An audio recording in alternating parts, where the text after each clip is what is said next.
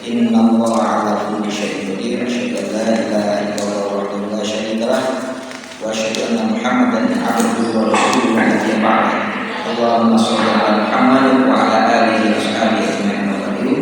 Wa ya'lamu usikum wa iyaya nasihallahi wa ta'atihi faqad faza al-muttaqun. Qala Allah ta'ala fil Qur'anil Karim, a'udzu billahi minasy syaithanir rajim. Bismillahirrahmanirrahim. Wa ma kana lil mu'minin wa la mu'minatin idza qala Allahu wa rasuluhu amran an yakuna lahumul khiyaratu min amrihim wa man ya'sillaha wa rasulahu faqad dhalla dhalalan mubina. Shadaqallahu al-'azim wa shadaqa rasulul karim.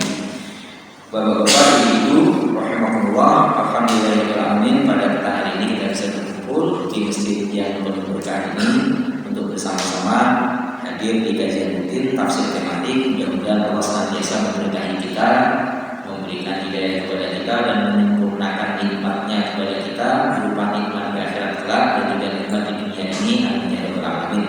Bapak-bapak, Ibu yang dirahmati Allah, juga kami doakan jamaah-jamaah kita, jamaah masjid kita yang diberikan kesempatan oleh Allah tahun ini menunaikan ibadah haji, Bapak Samsul Purnomo, Bapak Zakaria, dan insyaallah mudah-mudahan nanti Pak Tomo nanti mudah-mudahan itu berangkat.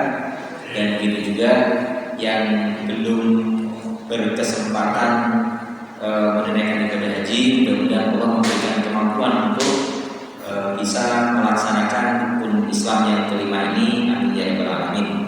Bapak-bapak, Ibu yang dirahmati Allah, mari kita awali terlebih dahulu dengan bersama-sama membaca basmalah. Bismillahirrahmanirrahim. Petang hari ini kita akan membahas surat Al-Ahzab ayat yang ke-36. A'udzubillahi minasyaitonir rajim. Bismillahirrahmanirrahim. Allah berfirman, "Wa ma kana lil mu'minin wa la mu'minatin idza qala Allahu wa rasuluhu amran ay yakuna lahumul khiyaratu min amrihim wa may ya'sillaha wa rasulahu faqad dhalla dhalalan mubina." Shadaqallahul 'azim wa shadaqa rasulul karim. Artinya, dan tidaklah patut bagi laki-laki yang mukmin yang beriman kepada Allah, dan tidak pula bagi perempuan yang mukminah yang beriman kepada Allah, jika Allah dan Rasulnya telah menetapkan satu ketetapan, akan ada bagi mereka pilihan yang lain tentang urusan mereka. Dan barang siapa yang mendurhakai Allah dan Rasulnya, maka sesungguhnya dia telah sesat dengan kesesatan yang nyata. Bapak-bapak, Ibu yang dirahmati Allah, ayat ini sudah sering kita dengar. Intinya, kalau Allah dan Rasulnya sudah punya ketetapan, sudah punya aturan, maka seseorang yang mengaku beriman kepada Allah dan Rasulnya, maka dia harus kemudian melaksanakan ketetapan yang telah diatur oleh Allah Subhanahu wa taala tersebut. Yang menarik, bapak-bapak, ibu-ibu yang dirahmati Allah, sebab turunnya ayat ini itu ternyata dimulai dari perkara keluarga. Jadi perkara-perkara yang sifatnya privat, individual. Nopo niku paling tidak, bapak-bapak, ibu yang dirahmati Allah, ada dua sebab asbabun nuzul ayat ini. Ada dua riwayat dan ada satu kisah yang semuanya insya Allah valid. Yang pertama, bapak-bapak, ibu yang dirahmati Allah, ayat ini diturunkan terkait dengan Ummul Mukminin Zainab binti Jahash. Zainab binti Jahash ini, beliau termasuk wanita bangsawan Quraisy, dan suku Quraisy itu termasuk pemukanya suku-suku Arab. Bapak-bapak, ibu yang dirahmati Allah, Sayyidatuna Ummul Mukminin Zainab binti Jahash ini pada suatu ketika dilamar oleh Rasulullah Shallallahu Alaihi Wasallam, dan ketika beliau mengetahui bahwasanya Rasulullah itu melamar beliau senangnya bukan main. Siapa yang tidak senang dilamar Rasulullah, kan gitu. Ternyata Rasulullah Shallallahu itu tidak melamar Zainab ini untuk dirinya sendiri, tetapi Rasulullah ngelamar Zainab ini untuk putra angkat beliau, yaitu Zaid bin Harithah. Zaid bin Harithah sendiri itu dikenal sebagai maula Rasulullah. Napa niku maula? Maula itu mantan budak yang dimerdekakan, yang selanjutnya beliau ini diangkat sebagai anak oleh Rasulullah SAW.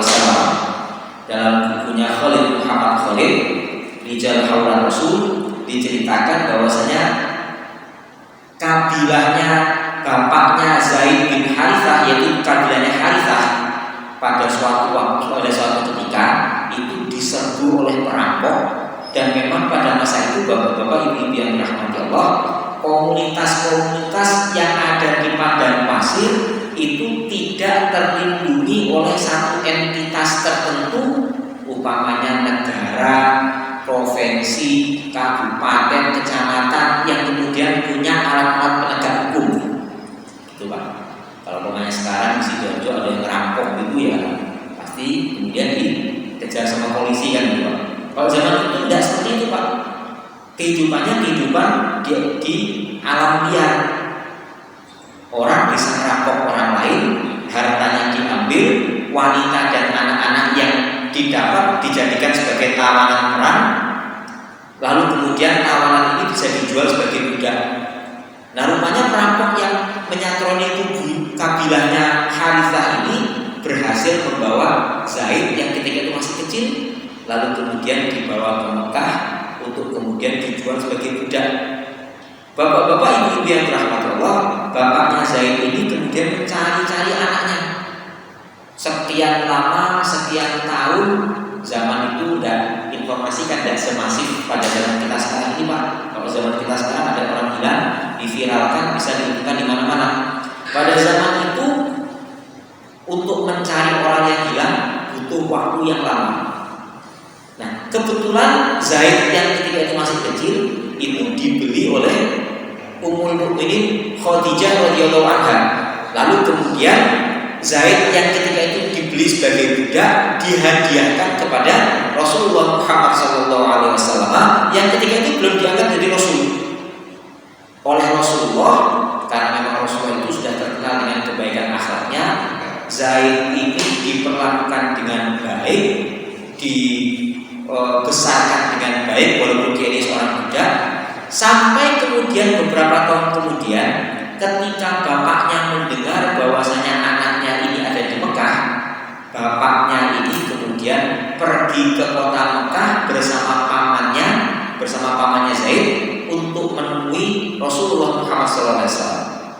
Ketika bertemu dengan Rasulullah, bapaknya Zaid lalu kemudian mengatakan, "Wahai Muhammad, sungguh keharuman akhlakmu sudah didengar di mana-mana. Dan sungguh di tanganmu sekarang ini ada putra saya yang bernama Zaid. Jika engkau suka, harap engkau kembalikan kepada saya dan saya siap untuk menebus harga berapapun yang akan engkau minta." Bapak-bapak, ibu-ibu yang dirahmati Allah, Rasulullah kemudian jawab, "Saya akan berlaku adil. Akan saya panggil anakmu ke sini, lalu hendaknya dia memilih. Kalau dia memilih untuk ikut bersamamu, maka saya tidak akan mengambil tebusan sedikit pun. Tapi jika dia memilih untuk ikut bersamaku, maka saya tidak akan menyerahkan siapapun yang telah memilih untuk ikut bersamaku." Saya itu dipanggil Pak. Ternyata ketika saya dipanggil, dia mengenali ini bapaknya, ini pamannya. Lalu dia tanya, "Apakah kau mengenali orang ini?"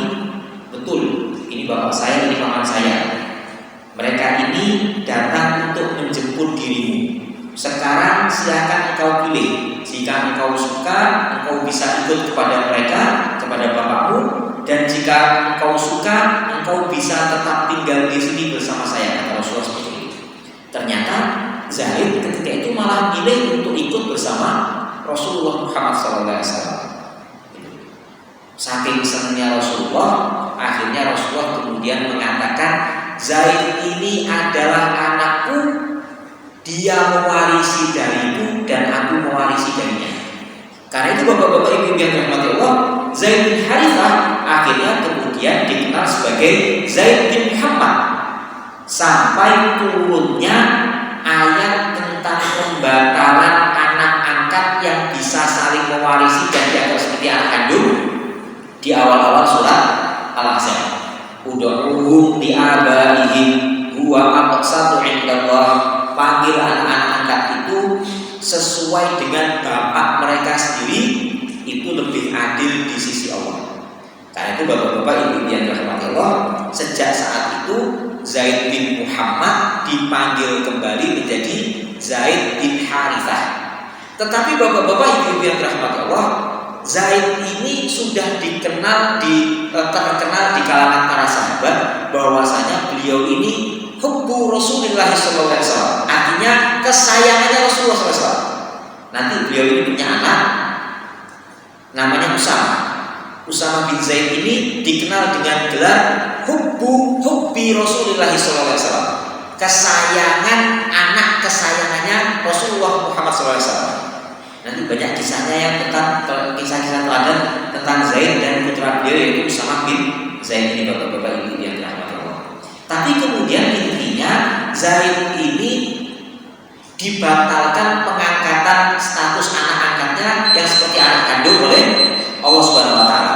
Yang kedua, bapak-bapak ibu yang dirahmati Allah, walaupun Zaid bin Harithah ini dikenal sebagai kesayangannya Rasulullah, tetapi status ketika itu beliau ini tetap sebagai maulanya Rasulullah, orang yang dibebaskan dari mantan budak. Karena itu bapak-bapak ibu yang dirahmati Allah, perhatikan betul betapa Islam itu sesuai sekali dengan fitrah kemanusiaan, dan karena itu kita harus taat pada aturan Allah dan Rasulnya. Perhatikan bapak-bapak ibu yang dirahmati Allah, orang-orang Yahudi itu kalau cari jodoh dicari siapa yang paling kaya.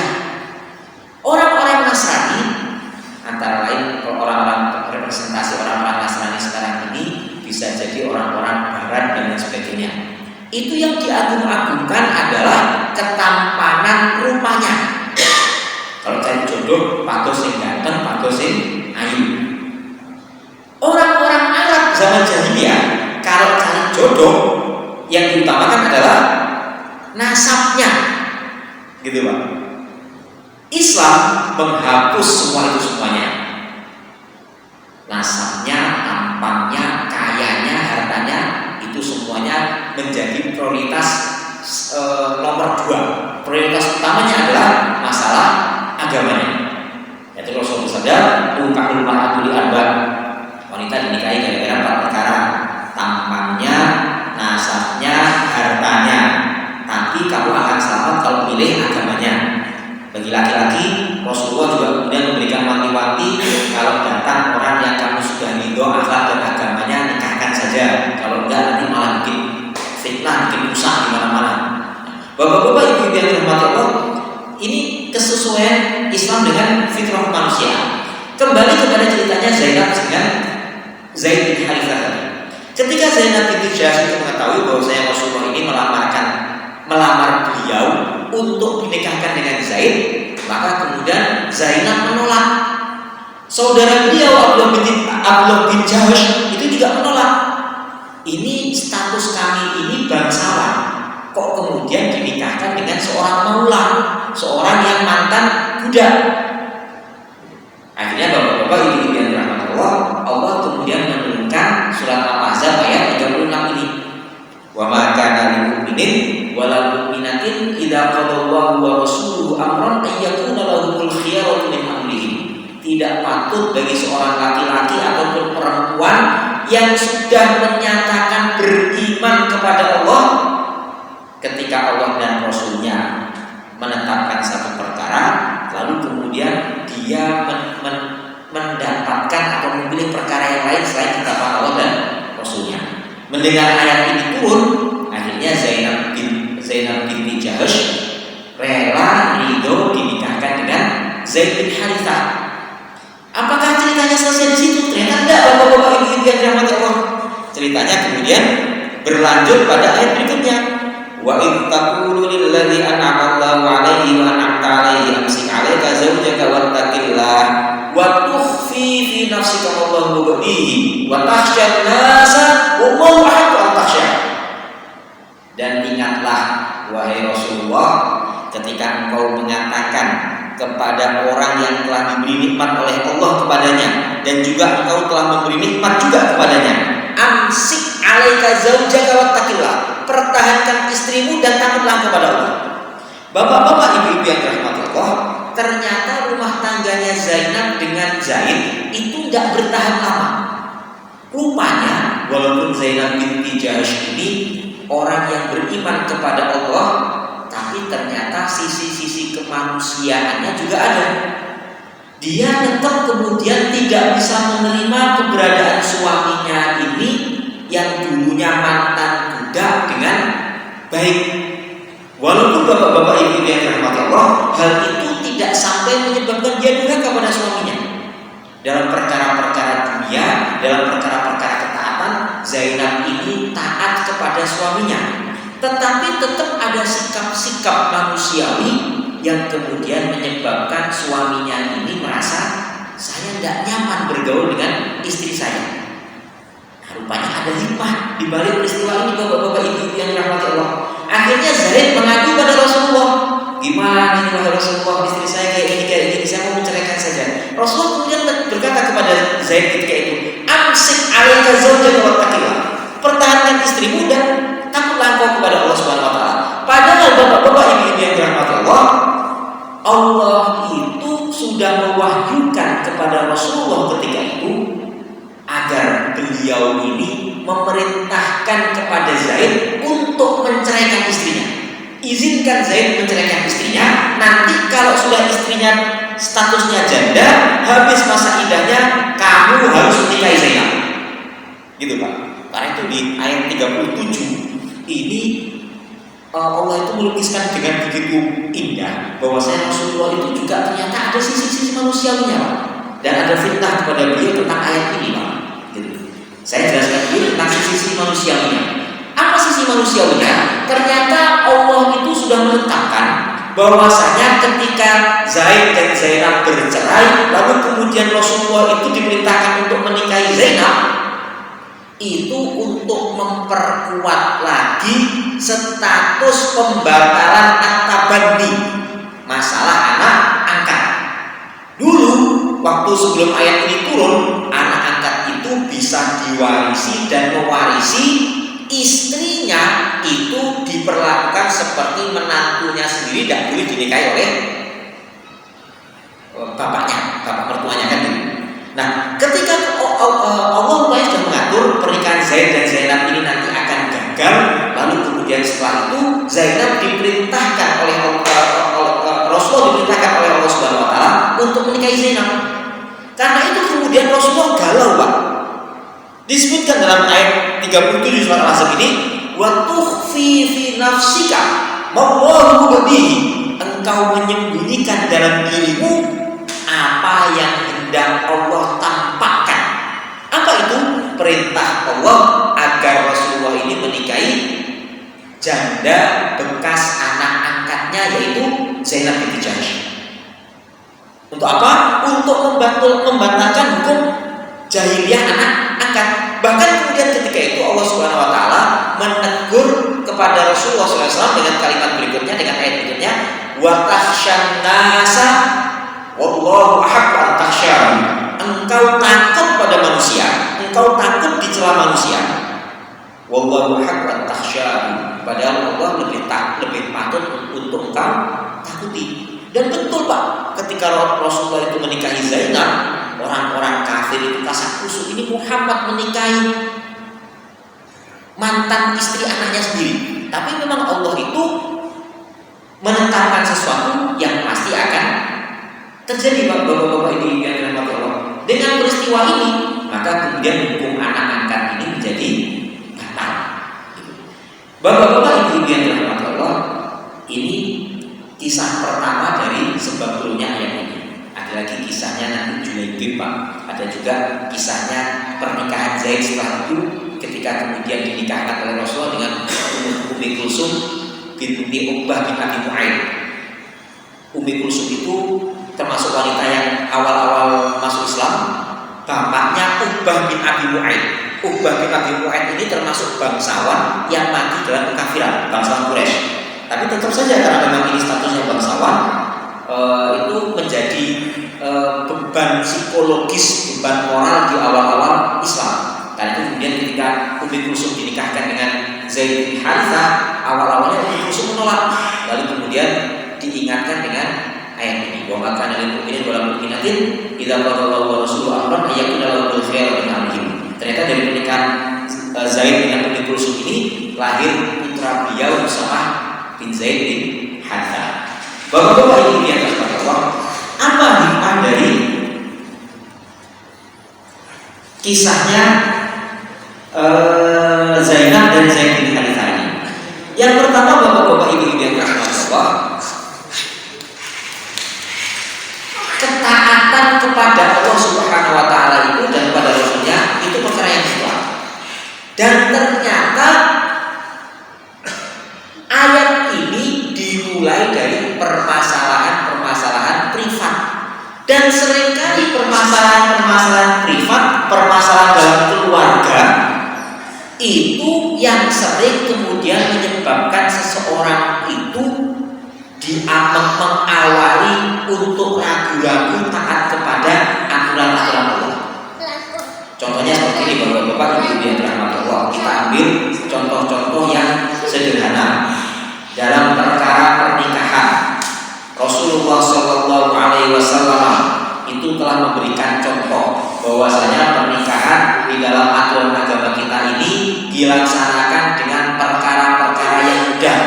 Karena memang aturan agama kita ini salah satu ciri kesesuaiannya dengan fitrah kemanusiaan adalah mudah untuk dilaksanakan.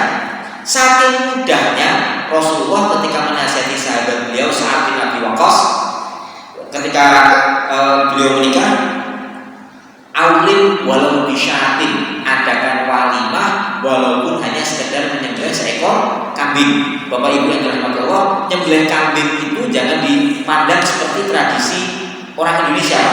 Kita kalau pokoknya ada tamu, yang kita suguhkan pada tamu kita itu apa Pak? Mungkin daging ayam dan sebagainya gitu Pak ya. Kenapa? Karena tradisi di Indonesia seperti itu.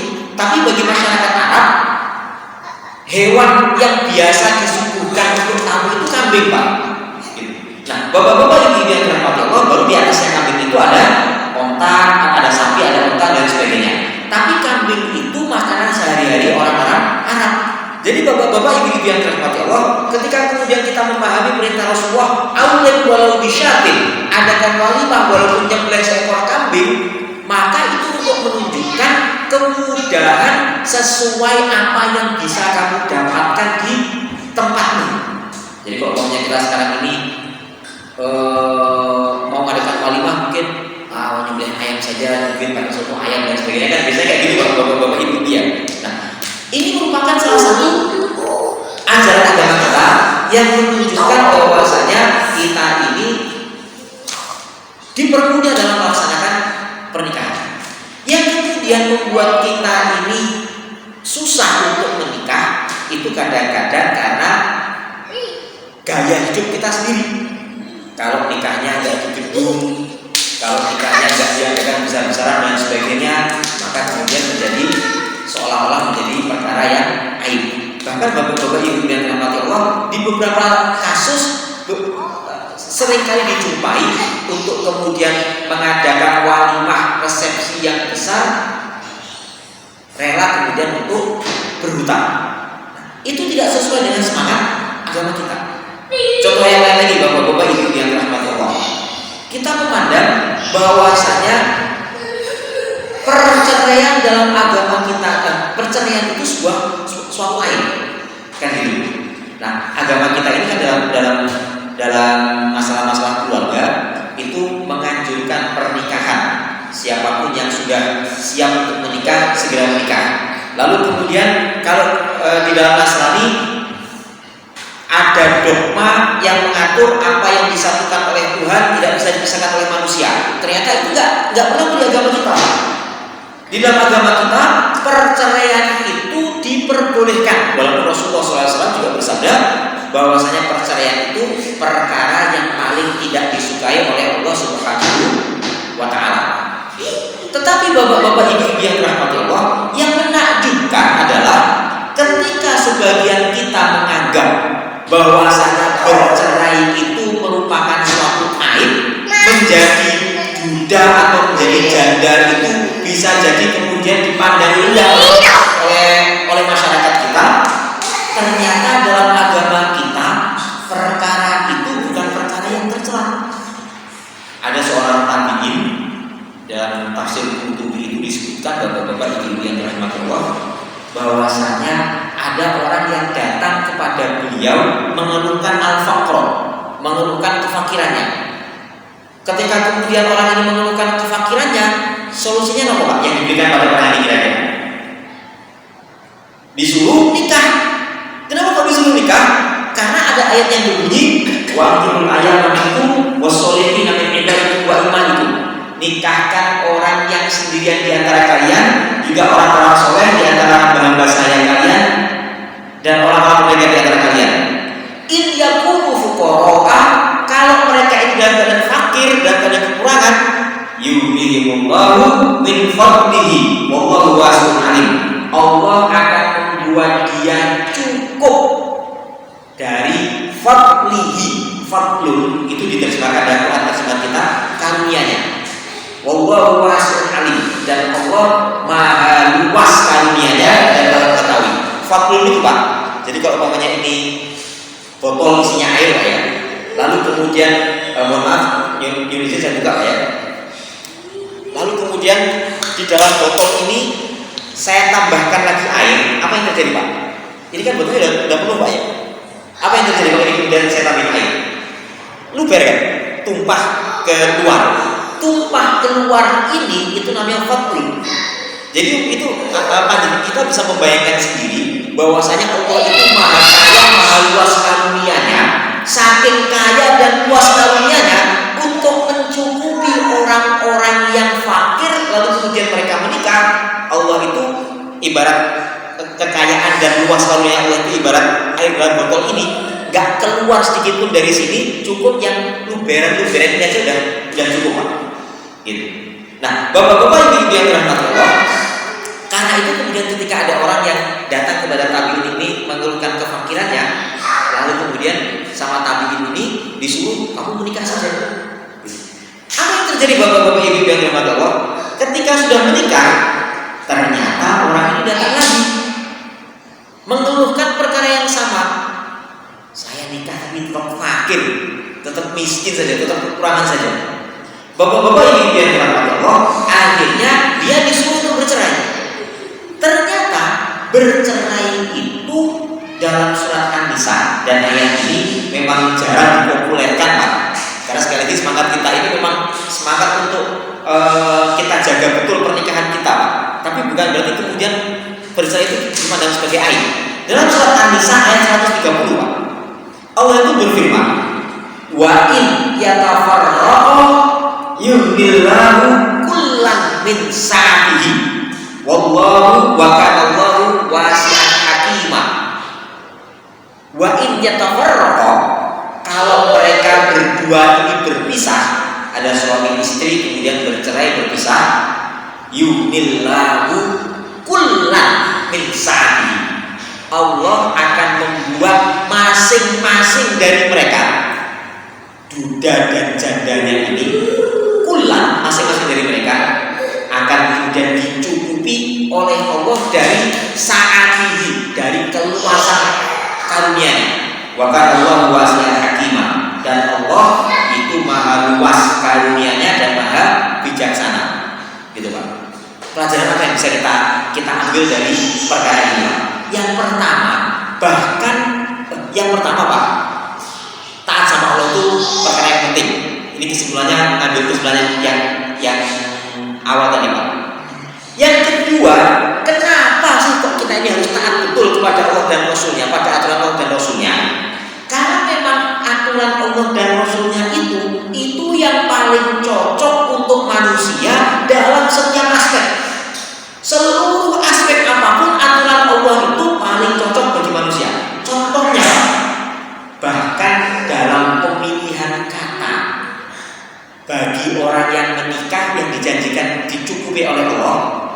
bagi orang yang bercerai yang dijadikan dicukupi oleh Allah. Allah itu memilihkan dua kata yang berbeda yang karena keterbatasan kosakata kita di dalam Quran terjemahan kita diterjemahkan dengan terjemahan yang sama. Dalam surat An-Nur 32 tadi itu Allah berfirman, "In yakunu fuqara yughnihimullahu min fadli." Kalau mereka fakir, Allah bikin kaya min fadlihi, dari karunia-Nya. Dalam surat An-Nisa 130 Allah menggunakan kata-kata in yatafarraqa yughnillahu kullan min sa'atihi. Perhatikan Pak kemudian katanya, ketika menikah tidak ada kalimat kullan, tidak ada kalimat setiap masing-masing. Ketika menikah Allah menggunakan kalimat fadlun. Tapi ketika bercerai, sama-sama dijadikan kaya, sama-sama dijadikan cukup, Allah menggunakan kalimat kullun, setiap masing-masing. Lalu kemudian Allah menggunakan kalimat sa'atun. Sa'atun itu luas.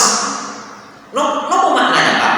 Yang pertama, bapak-bapak ibu-ibu yang dirahmati Allah, tiang niku nek umpamane nikah itu kan ngumpul jadi satu.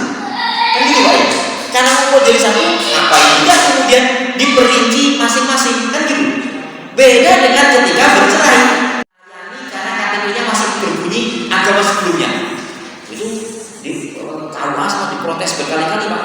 Tapi kemudian kalau itu tidak dipegang, yang terjadi adalah kasusnya seperti itu tadi, selesai nikah balik pada agama sebelumnya.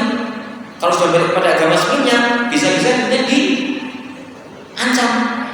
Kamu nggak ikut saya, ikut agama saya sekarang ini, agama saya sebelumnya, kamu nek pegatan, nek bercerai, siapa yang nanggung nafkah? Siapa yang nanggung nafkah anak-anak ini nanti? Bapak-bapak ibu yang dirahmati Allah, bagi kasus-kasus seperti ini, Allah kemudian mengatakan, Allah berfirman, yunillahu kullan, setiap masing-masing yang bercerai itu dicukupi oleh Allah Subhanahu Wa Taala. Yang ini tetap dalam keimanan. Kemudian Allah menggunakan kalimat sa'atun. Kenapa Allah menggunakan kalimat sa'atun? Karena orang bercerai itu maknanya sempit. Orang ada masalah rumah tangga itu rasanya tertutup dunia itu, sempit rasanya. Wes judek. Ada orang konsultasi pada saya waktu bercerai itu berkali-kali ngomong, saya rasa pengen bunuh diri saja Pak. Lihat ada kuburan itu pengen ngomong, saya tabrakkan semula menghuni kuburan itu saja. Namun ada masalah dalam rumah tangganya Pak. Nah akhirnya bapak-bapak ibu-ibu yang dirahmati Allah, Allah seolah-olah kemudian memberikan penghiburan yang diterjemahkan dengan terjemahan yang sama oleh keterbatasan kosakata kita, karunia. Allah menggunakan kalimat sa'atun seolah-olah menggambarkan ini loh, Allah itu luas sekali karunia-Nya, luas sekali rezekinya, luas sekali kekayaannya, gak usah takut kamu. Bapak-bapak ibu yang dirahmati Allah, itu menunjukkan agama kita ini sesuai sekali dengan masalah kemanusiaan. Contoh yang lain, bapak-bapak ibu yang dirahmati Allah, dalam perkara waris itu Pak, termasuk salah satu ilmu yang nanti pertama kali diangkat oleh Allah Subhanahu Wa Taala menjelang hari kiamat. Nomor contohnya semakin mendekati hari kiamat, semakin banyak orang-orang yang gegeran perkara harta warisan. Kenapa kok gegeran perkara harta warisan? Karena masing-masing tidak menguasai ilmu waris. Padahal ilmu waris itu satu-satunya ilmu dalam agama kita, dalam syariat Allah ini yang dijelaskan detailnya oleh Allah Subhanahu Wa Taala dalam Al-Quran. Panjangan perhatikan, sholat itu perintahnya secara dalam Al-Quran, detailnya Rasulullah kemudian yang mengajarkannya. Shollu kama ra'aitumuni usolli. Zakat juga demikian, haji juga demikian. Hanya waris yang didetailkan betul oleh Allah Subhanahu Wa Taala. An-Nisa ayat 11, yusikumullahu fi auladikum lidzakari mithlu hadzal unsayyin. Fa in kunna nisa'an fawqa ithnatayn falahunna thulutsu ma tarak wa in kanat wahidatan falaha nisfu. Bagian anak mendapatkan sisa harta semuanya. Bagian anak laki-laki 2 kali bagian anak perempuan. Kalau anaknya perempuan semua lebih dari 2 atau lebih dapat 2/3. Langsung disebutkan thulutsu ma tarak 2/3. Fa in kanat wahidatan, kalau anaknya cuma 1, falaha nisfu, dapat separuh. Nah, bapak-bapak ibu yang dirahmati Allah, yang terjadi sekarang seringkali kemudian orang-orang mengabaikan perkara-perkara seperti ini. Padahal dalam syariat waris itu pun kita akan melihat Allah itu sesuai sekali dengan fitrah kemanusiaan kita. Perhatikan surat An-Nisa ayat 11 tadi yang saya bacakan. Yusikumullahu fi auladikum. Allah memberikan wasiat tentang perkara warisan pada anak-anak kalian, pada bagian anak-anak kalian. Lidzakari mithlu hadzil unsayain. Terjemahannya kalau Quran terjemahan kita, bagi anak laki-laki 2 kali bagiannya anak perempuan. Perhatikan Pak pemilihan katanya. Dalam perkara kepemimpinan dalam rumah tangga, Allah berfirman, ar-rijalu qawwamuna 'alan nisa'i bima faddalallahu ba'dahum 'ala ba'din wa bima anfaqu min amwalihim. Laki-laki adalah pemimpin bagi wanita. Ar-rijal diterjemahkan laki-laki. Dalam ayat waris, az-zakar diterjemahkan juga dengan laki-laki. Padahal tidak mungkin penyebutan az-zakar dan ar-rijal itu mempunyai persamaan makna. Apa bedanya bapak-bapak ibu yang dirahmati Allah? Az-zakar itu lebih menunjukkan kepada jenis kelamin. Kan itu bapak-bapak ibu yang dirahmati Allah, ini tadi saya sempat mengkompilasi beberapa ayat yang menunjukkan hal itu. Contohnya bapak-bapak ibu yang dirahmati Allah, dalam dalam perkara waris juga Allah berfirman, wa in kanu ikhwatan, wa in kanu ikhwatan rijalun wa nisaan falidzakari mithlu hadzil unsayaini. An-Nisa 176. Lalu kemudian surat An-Najm ayat 45, wa annahu khalaqaz zawjaini dzakara wal untha, dan sesungguhnya Allah yang menciptakan berpasangan-pasangan adzakara wal untha, yaitu laki-laki dan perempuan. Nah, bapak-bapak ibu yang dirahmati Allah, banyak sekali ayat yang menunjukkan pengertian adzakar itu adalah jenis kelamin. Al-Hujurat ayat 13, ya nasu inna khalaqnakum min dzakarin wa untha, wahai manusia kami ciptakan kalian dari jenis laki-laki dan perempuan. Karena itu Pak, ada pepatah dalam bahasa Arab yang suruh dzakaru wa yaqilur rajul. Awalnya gini, kullu rajulin dzakarun wa laisa kullu dzakarin rajulun wa qad yaksuru dzakaru wa yaqillu ar-rajul. Setiap laki-laki, setiap dzakar pasti itu rajul, tapi tidak setiap rajul itu adalah dzakarun. Sekarang ini berapa banyak yang dzakarun tapi sedikit sekali rajulun gitu. Nah, apa bedanya antara dzakarun dengan rajulun? Ternyata rajulun itu punya makna kemampuan untuk memikul beban. Allah berfirman dalam Al-Quran, bapak-bapak ibu yang dirahmati Allah, contohnya seperti ini. Sebentar itu agak bisa jadi ini. Contohnya dalam surat An-Nisa ayat 34 yang saya bacakan tadi. Ar-rijalu qawwamuna 'alan nisa'i bima faddalallahu ba'dahum 'ala ba'din wa bima anfaqu min amwalihim. Laki-laki pemimpin bagi wanita. Kenapa? Karena Allah telah melebihkan sebagian dari sebagian yang lain, dan karena laki-laki itu punya beban untuk menafkahi dari hartanya. Ada beban di sini Pak. Lalu kemudian rijalun rajulun itu punya makna juga kemampuan untuk memilih perkara-perkara yang suci dan baik. Dalam surat At-Taubah ayat 108, rijalun yuhibbuna ayyatatahharu. Ini dalam perkara masjid Pak. Gitu. Jadi Allah menyebutkan fihi rijalun, di dalam masjid itu, maksudnya dalam ayat ini langsung masjid Kuba. Di dalam masjid itu ada para laki-laki yuhibbuna ayyatatahharu, yang suka kepada kesucian toharoh. Wallahu yuhibbul mutatahhirin, dan Allah juga suka kepada orang-orang yang mensucikan dirinya. Allah menyebutkan dengan kalimat rijal, bukan kalimat zakar. Kenapa demikian? Bersuci itu ada beban di situ untuk melakukan aktivitas bersuci. Kemudian juga bapak-bapak ibu-ibu yang dirahmati Allah, rijalun itu juga bermakna keberanian. Allah berfirman dalam surat Al-Ahzab ayat 4, "Ma ja'alallahu li rajulin min qalbayni fi jawfihi." Allah tidak menciptakan bagi seorang laki-laki dua hati dalam dadanya. Apa artinya dua hati itu? Dua hati itu ditafsirkan oleh para ulama al-jabanatu, yaitu kepengecutan.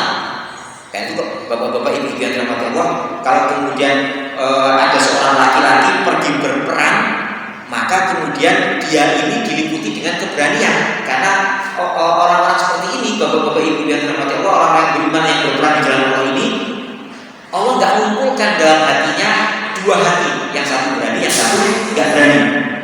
Bapak-bapak ibu yang dirahmati Allah, karena itu kalimat rojulun itu bermakna beban-beban yang ditanggung oleh para laki-laki. Tetapi bapak-bapak ibu yang dirahmati Allah, perhatikan, dalam perkara waris Allah itu menggunakan kalimat zakarun lidzakari mithlu hadzal unthayain. Apa maknanya, Pak? Dalam hukum waris ciptaan manusia, hukum waris barang dan sebagainya, pewaris itu punya hak untuk tidak mewariskan hartanya kepada ahli warisnya. Contohnya begini, ada orang tua gak seneng sama anaknya, mungkin anaknya ini gak baik, anaknya ini gak berbakti pada orang tuanya. Akhirnya gara-gara orang tuanya gak seneng sama anaknya, gelo pada anaknya, manggil pada anaknya, wis engko nek bapak mati kowe ora tak warisan. Ada nggak bapak kasus seperti itu? Ada kasus seperti itu. Tapi bapak-bapak ibu-ibu yang dirahmati Allah, dalam agama kita dan Islam itu ditiadakan. Seolah-olah Allah ketika kemudian berfirman di belakang mithlu hadzal unthayain, Allah itu berfirmannya seperti ini, anakmu walaupun dia ini tidak menjalankan fungsinya sebagai seorang laki-laki, dia hanya berjenis kelamin laki-laki saja, tapi tidak menjalankan fungsinya sebagai laki-laki, maka dia tetap dapat warisan, kecuali ada penghalang warisan. Karena penghalang warisan dalam agama kita, Pak, itu antara lain apa? Membunuh pewarisnya atau beda agama. Kalau bukan itu, maka anak ini walaupun tidak kompeten tetap dapat warisan, dan itu sesuai dengan fitrah kemanusiaan kita. Penjelasan seperti ini bapak-bapak ibu-ibu yang dirahmati Allah, kami sampaikan untuk menguatkan hati kita. Kalau kemudian setan itu datang pada kita untuk kemudian nyeleweng dari aturan Allah, maka kemudian kita tegaskan lagi pada diri kita, aturan Allah itu yang paling sesuai dengan fitrah kemanusiaan. Contoh yang saya baca cuma dua, dalam masalah pernikahan, perceraian, dan juga dalam masalah waris. Tapi sesungguhnya aturan Allah dalam perkara apapun itu yang paling sesuai. Allah ngatur cara pilih pemimpin, ikuti. Allah ngatur cara pilih jodoh, ikuti. Allah ngatur cara pilih, ikuti semuanya, Pak. Pasti kemudian dampaknya kalau kita sudah ikut aturan Allah itu, kita ini bahagia baik di dunia dan di akhirat. Nomor berikut banyak sekali, Pak. Gitu.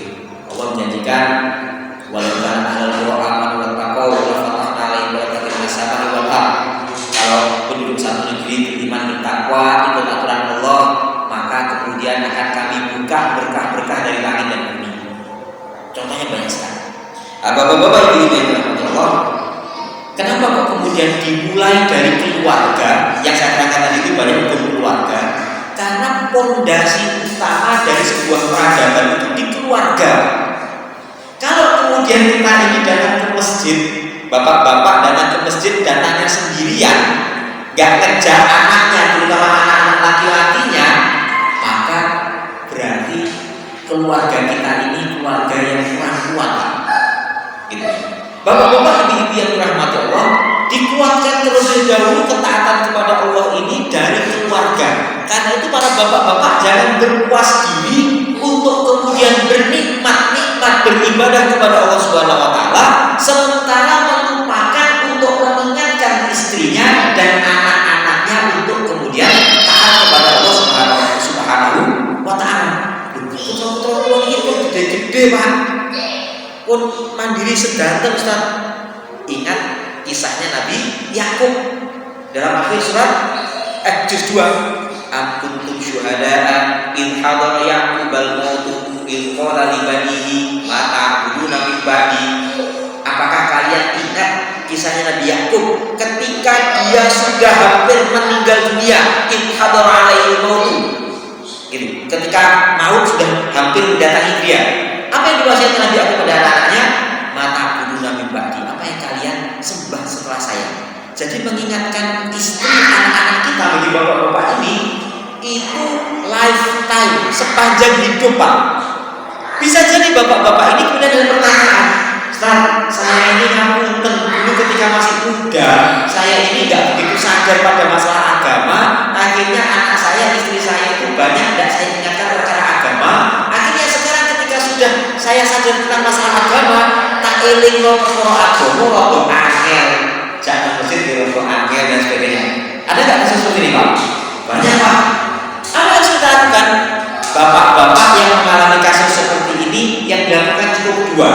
Yang pertama, tetap ingatkan anak istri kita sembari meminta maaf dan mengakui kekurangan-kekurangan dan kesalahan kita di masa lalu. Jadi, ayo nih masjid. Loh, bapak ini biar pojok cilik orang tidak di masjid, saya baru setua acara-acara masjid. Yo bapak ini nguloleh, biar bapak ini hilang lalai. Sekarang pun bapak masih hidup, ayo sama-sama kita ke masjid. Maafkan kekurangan bapak ini. Jadi itu yang gampang pertama. Ada apa yang dilakukan? Yang kedua, doakan istri dan anak-anak kita agar dibukakan hatinya oleh Allah Subhanahu wa Ta'ala, agar di sisa-sisa hayat ini sakit bareng-bareng dengan taat kepada Gusti Allah, akhirnya kita dengan akhirat juga taat kepada di akhirat bisa kumpul bersama di surga. Ini yang harus kita lakukan. Jangan kemudian kita berputus asa. Habis itu anak habis kasih canda dari mana yang bagus. Tidak boleh sendiri. Insya Allah demikian bapak-bapak ibu yang Allah. Mohon maaf agak sakit. Barangkali